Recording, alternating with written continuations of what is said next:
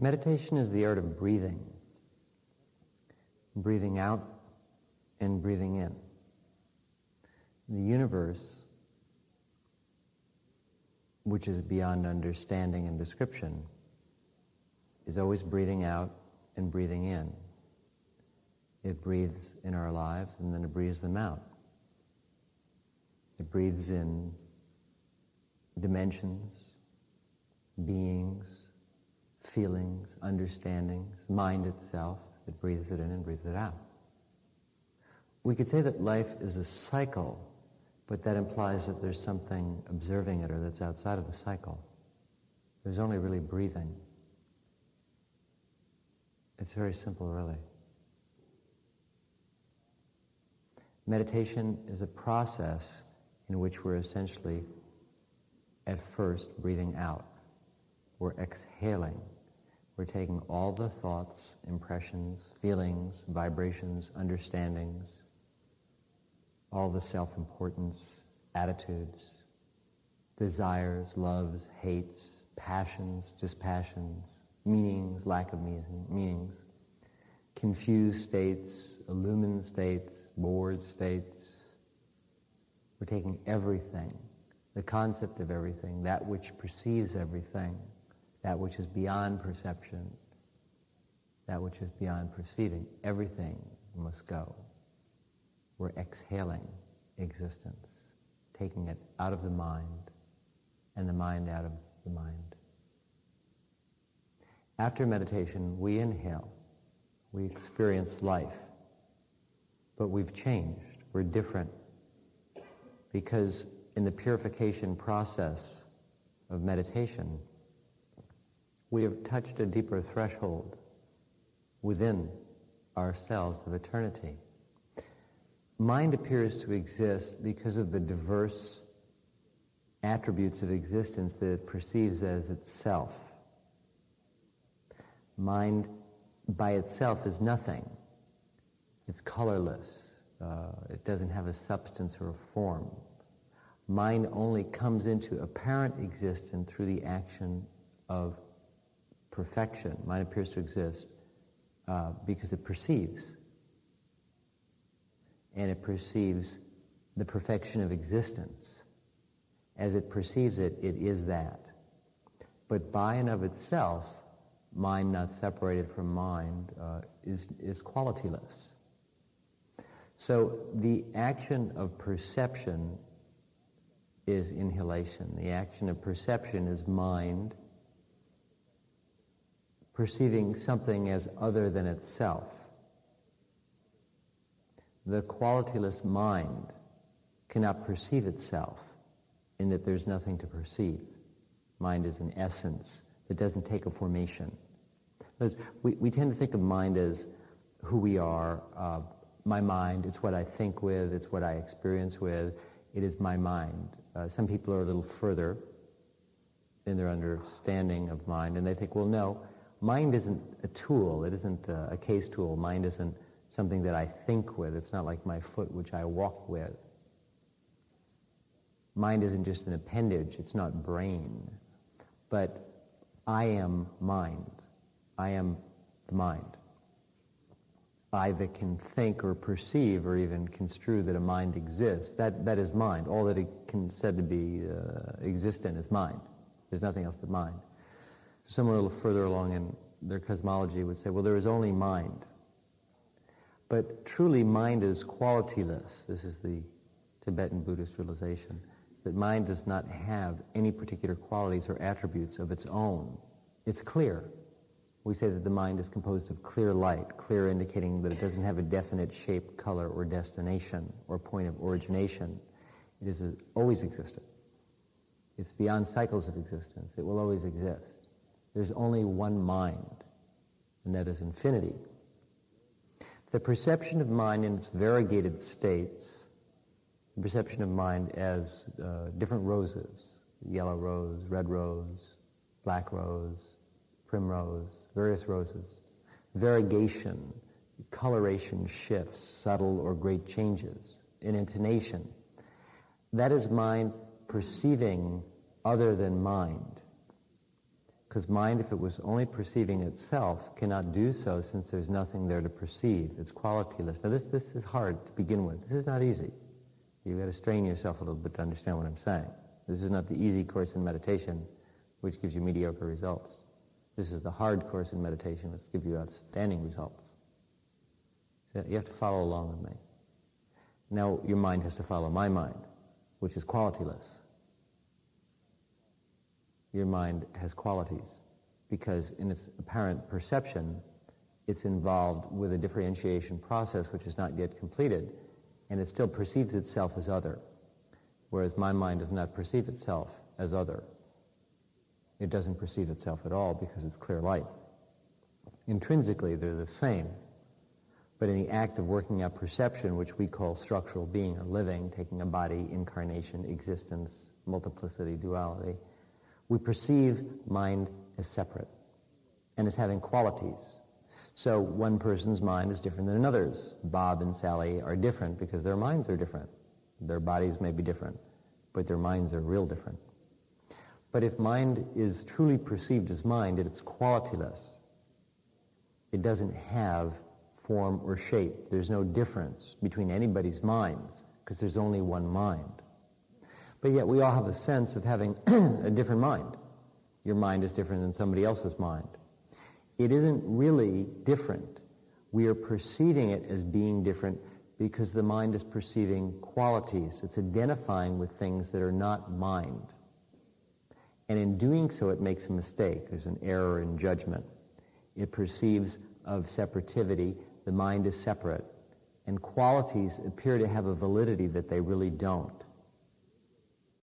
Now, we could get into a discussion, I guess, of the difference between that which can be perceived. In other words, if there is mind, and mind is qualityless, what the heck is that which we're perceiving which has qualities?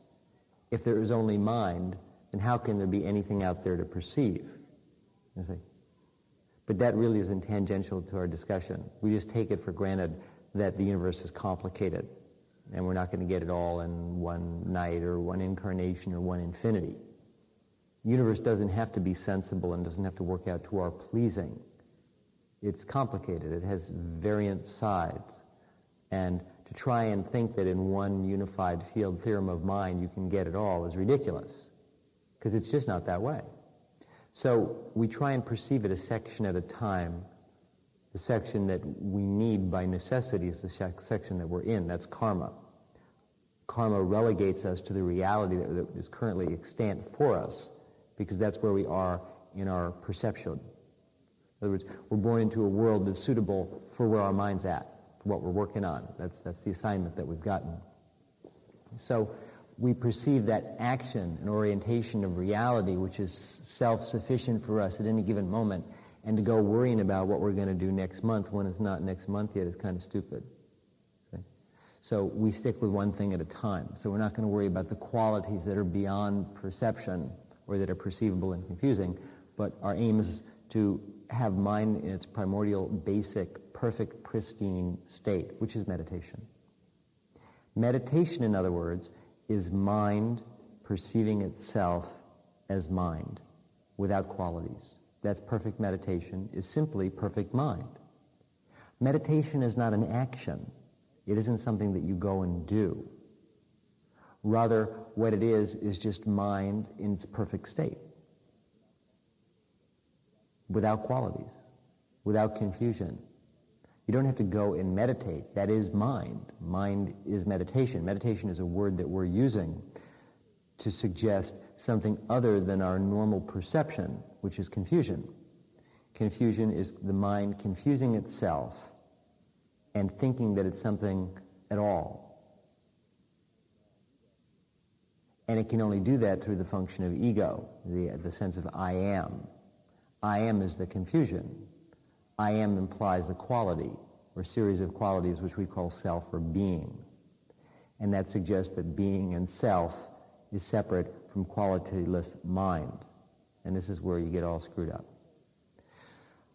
So to start with, as I said, this is the hard course. To start with, to understand mind directly and meditation directly is to see that meditation is not something that we do. It's not an action. Susie meditated, okay? Meditation is, in that sentence, it's a verb, right? Okay. Meditation can never be a verb, because meditation is qualityless. It is mind in its primordial state, and there's no grammar in non-existence. Grammar has qualities, shapes, and forms. As a former English professor, I can assure you that grammar is the qualitative interpolation of language. Adjectives, pronouns, predicates, past, pluperfect, indicative, ridiculous. It has to do with qualities, shadings, differentiations, rhythmic structures of symbolic meaning. Okay? Curiouser and curiouser, if you will. So then, mind has nothing to do with any of this. Mind is the world of Alice in Wonderland. Alice is sitting up on the bank, and she's learning her lessons, and she's bored, and this little rabbit goes whipping by and down the hole, and Alice says to herself, wonder where the rabbit's going. So she slips down the hole, and she ends up in Wonderland. Now, in Wonderland, if you've read the book or seen the film, you know that nothing is the way it appears to be, or it certainly wasn't like it was before you fell down the hole following the rabbit. Every caterpillars talk, okay? Mad Hatters have tea parties, all kinds of things go on that don't make a whole lot of sense to the rational mind that likes to work in the field of qualities. So the study of meditation is the entrance into the world of Wonderland. It has nothing to do with how you'd like it. You want a nice, neat little study that's easily understandable, that can be laid out with start, middle, and end. But the end might be the start, the middle is all the time, and there's hardly ever anything but a beginning in meditation. You're in Wonderland, and it's just not going to make sense. It's just not going to do it. So you will either reject it, or you'll go study TM. TM is logical, scientific, and will do very little for your complexion. It's watered-down meditation. It's designed to pacify the mind. In other words, it's very sensible, scientific. It makes sense. If it's that, how can it be profound? Profundity suggests that the simple mind is immediately excluded from the audience. Meditation is profound. It's mind in its essence. So then, meditation is not a verb. It is the way mind is. That's why in Zen they call it the natural state, which means that you don't have to go and do anything to meditate. In effect, a person who's trying to meditate is doing something that's impossible, since meditation is not an action. Yet at the same time, if you don't do something, you know you're not going to be meditating. That's the catch-22 of meditation. So in the Zen monastery, we used to pound people on a regular basis whenever they thought they understood anything. Because if you think you understand, obviously you don't, since mind is by its very essence qualityless, and qualityless things do not understand. You can't understand. You can't understand. Since there's nothing to understand and no one to understand, and understanding itself is a quality principle which is invalid. This is why not too many people meditate.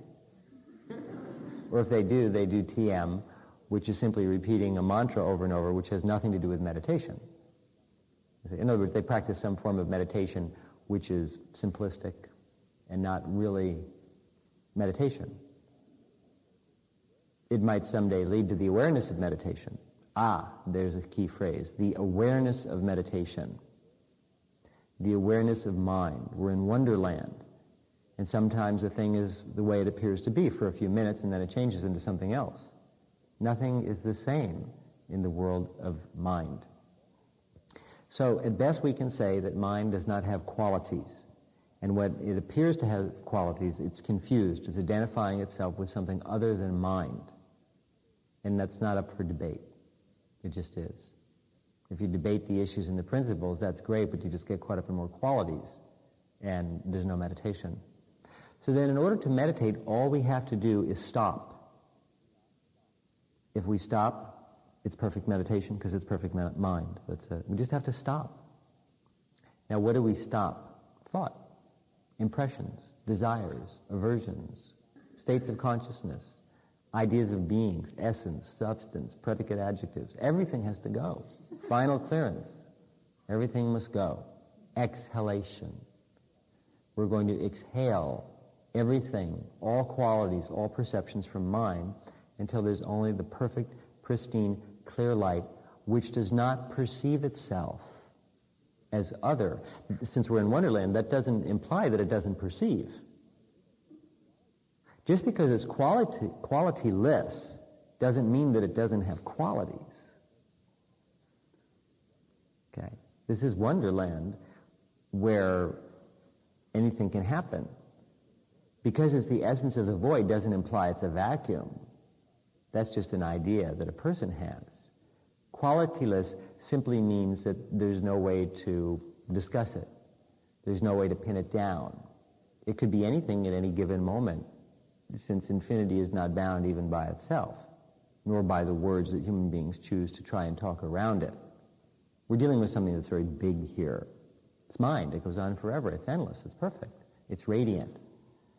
It's enlightenment. Mind is enlightenment. So there are numerous ways to get into Wonderland, and once you're in, it's very hard to get out, fortunately. That's the good news. Once you become enlightened, it's almost impossible to become unenlightened. And there are many ways to become enlightened, as there are many, roads that lead to McDonald's. And once you get there, there's the drive-up window, or you can go in for the full experience. That's it. So meditation comes in many and variegated forms. And the product is the same. When you go to the drive-up window at McDonald's, or whether you go inside, the product is the same. Okay, the double cheeseburger is going to be the same, the shake is going to be the same, but you might feel different in your car or in the McDonald's. That's a whole different issue. It doesn't have much to do with what we're talking to, but I just thought I'd point that out to you. You get real lined out into McDonald's, you know what I mean? The aura of the people who've been there before you. What you understand. Of course, your car, who knows? It's hard to say. So, then if you perceive meditation as something that you don't have to do, it's easier. It's breathing out. What you have to do is simply breathe out everything in your mind. And when everything is gone and there's only mind, that's meditation. See how easy that was? Whereas if we'd done it any other way, you wouldn't have arrived at this understanding. That's why I had to go through all that. It's not that I don't understand, it's just that I'm qualityless. Immaculate, perfect mind. This is not easy. You want it to be easy. You're Western. You want it to all fit in the microwave. You just want to mic it up and it's done. No effort. Kick back. Sure, meditate. Sure, nothing to it. That's why TM was such a big seller. They said it was effortless meditation. Sure, that doesn't, I mean, there's no connection. Effortless meditation. Effortlessness is a quality. Meditation is qualityless. You think I'm just fucking with you. You're right.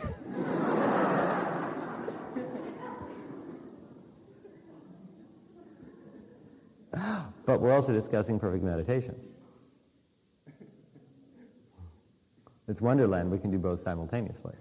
That's the good news. We only have good news in Wonderland. We don't print anything else. So then, all you need to do to meditate perfectly is to eliminate everything from mind that has a quality.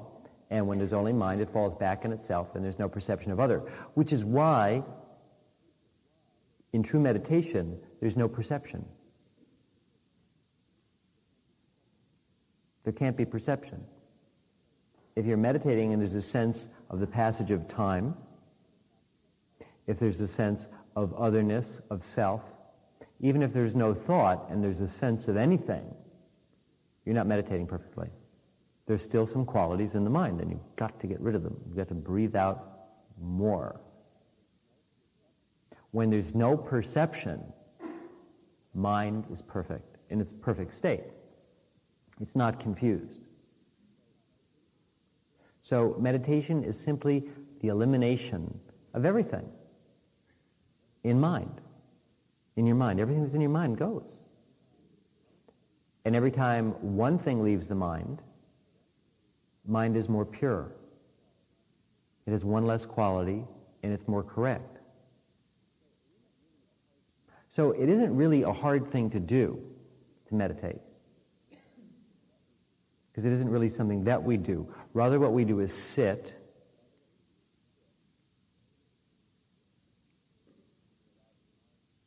and we allow the mind to fold into itself and to become perfectly still.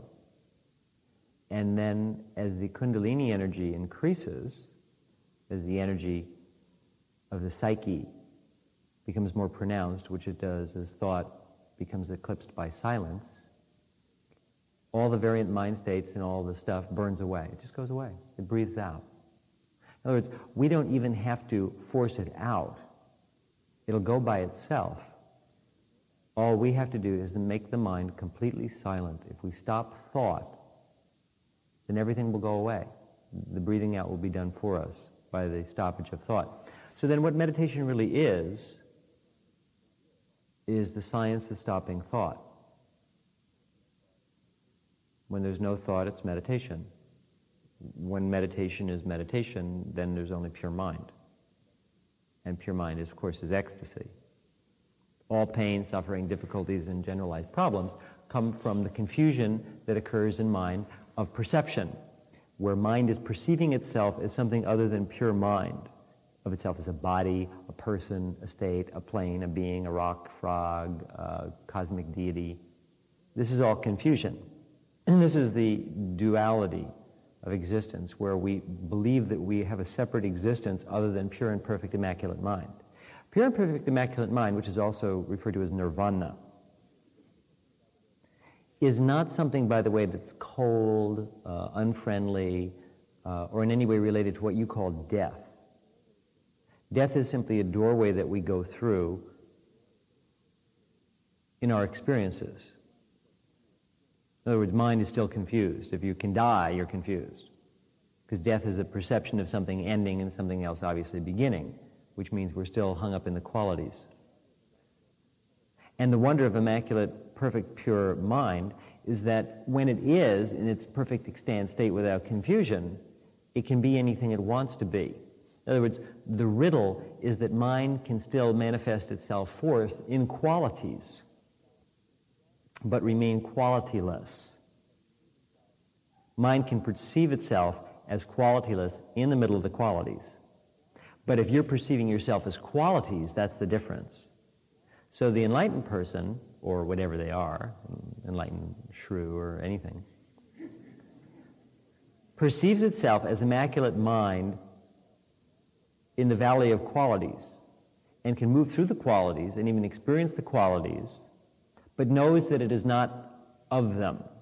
Whereas non-enlightened simply means that you perceive yourself as qualities, and as enlightenment is something other than qualities. So enlightened mind simply means that you're enlightened mind. I mean, that's all there is, and that's all there could ever be. But you can be in the valley of qualities, in the valley of the jolly green qualities. And that's fine. It's not a problem. So in other words, to be pure, immaculate mind does not mean that you don't exist. It doesn't mean that you're in a can somewhere on a shelf with some big guy who's green on the label. It has nothing to do with green giants and green valleys or anything that's green whatsoever. It's qualityless. Green is a quality. They're very serious people. I noticed that right away.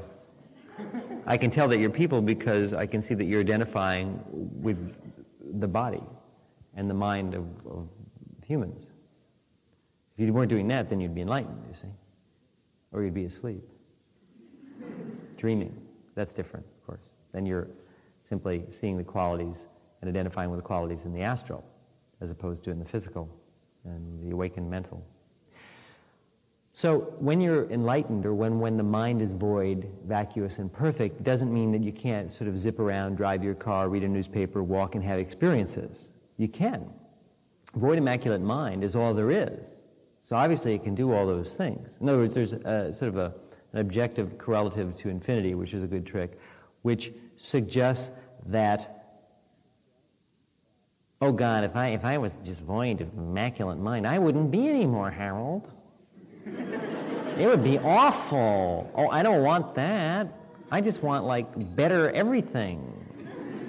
See, whereas, so, who wants to get involved with all that cold, nirvana, not good. I won't be anymore.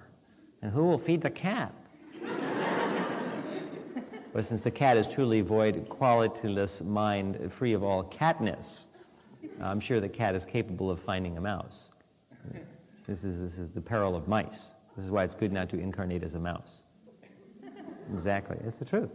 You can choose these things. So, then, the key perception that we're getting to here is that meditation is not what you think. Okay? Meditation is not an action. It's not necessarily difficult. You just have to be very patient. It's something that's natural to all of us because we all are that. But it's not easy to understand. You have to work at it. Meditation is coming back to your original self. We can use self without a sense of self. It's perfect, clear, light, radiant, infinite mind of the universe as it is, without identifying with qualities. That's something that you already are. It's like amnesia. A person has amnesia and they walk around and they think that there's somebody other than they are. They've forgotten who they were. They take on a new identity. They wake up one morning in the hospital, they just can't remember, so somebody gives them a new name, they go out, they get a job, pretty soon they have family, friends. And they've forgotten that before that hospital they were somebody else. That's what birth is. Birth is a forgetting, not death, as Wordsworth said. Birth is the forgetting. We forget who we were before birth, that we were in another body and in this world or another world with another identity. Life is eternal. So meditation is remembering. Meditation is not void. It's not empty. It's simply perfect, qualityless, clear light, which is the essence of all existence and the substance, perceiving itself as such without anything else. And that realization, when the clear light perceives itself as such without qualities, which isn't really a perception, it's a way of trying to talk around it, then that existence always is, and it can do whatever it wants. So it's really what we're just saying is that enlightenment and meditation is really a shift in perception. It's not a thing that you go and do or become, since you're already that, but rather what you are doing is becoming aware of something that you're unaware of. You're waking up from the amnesia of birth, the forgetting of life, and you're remembering. And remembering is a flood. Suddenly you remember billions of lifetimes. Suddenly you remember the perfect, immaculate nature of the clear light of mind. That's what meditation really is. It's not a state. It's not a condition. It's not an ecstasy. It's not peace. Those are things you go through as you eliminate qualities. As you eliminate qualities from mind, its identification, you experience ecstasy, peace, perfection, all those bliss. Naturally, pain, all this frustration, desires, everything goes away. All the things that are negative go away. And then all the things that are positive go away until there's just clear light. But don't think that clear light is just clear light. In other words, you have a mental concept of what that is, and it has nothing to do with it. That's just a mental concept. Clear light is the extant, radiant, perfect knowledge that is reality. It takes all forms, which are all of us, and all things that are extant in any universe, in any reality, in any dimension, in any samsara. And yet it's beyond and above all these things, what you would call God, I guess. Unless you think of God as having qualities, masculine, feminine, mean, friendly. But if God does not have qualities, if God just is beyond all consideration of the mind, God's really big. See, the mind can't quite. So God does not have qualities. Well, that's the clear light, but that's what we are. That's the message of all enlightened beings to all unenlightened beings, is that we are God. We are the clear light, and you really don't have much to worry about. You just don't know that right now. Someone who's enlightened has shifted their perception so that the clear light is aware of itself as such without qualities. Yet it acts and exists and takes form. and that that's what you already are, but you just forget that. So meditation is a remembering. And each time we meditate, we are remembering that simple thing. But it's not a remembrance in the sense that it's an intellectualization. It's an actual experience. You, the experiencer, meld yourself with the qualityless perfect light until there's only the qualityless perfect light. And you do that as much as you can. And that determines your advancement in meditation, is how much you can melt into the light. So meditation is melting into the light, but what I'm suggesting is the confusion is you think that you are the person that is melting into the light. That's what this whole explanation was about. Whereas truly, you are the light that's being melted into, but you don't know that now, and I do. And I don't just mean know as a phrase, meaning I accept that idea, I believe in it, but I mean as an actual visceral experience. You know it, not just as a thought that, yes, I agree with that concept, or no, I don't. But knowing implies reality in Buddhism.